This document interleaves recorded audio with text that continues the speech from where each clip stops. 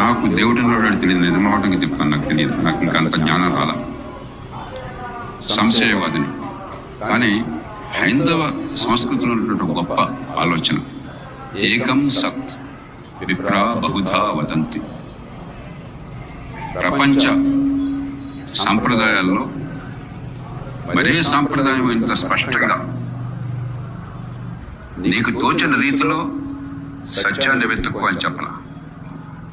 అందుకే నిరీశ్వరవాది అనేటువంటి ఒక కణాదుడిని కానీ చారవాకుడిని కానీ ఋషిగా చేశాం.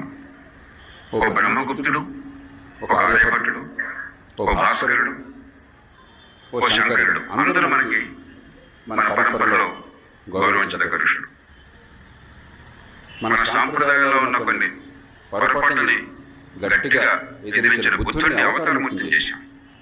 భారతీయ సంప్రదాయంలోని ఔన్నత్యాన్ని ఇప్పటికి కూడా మన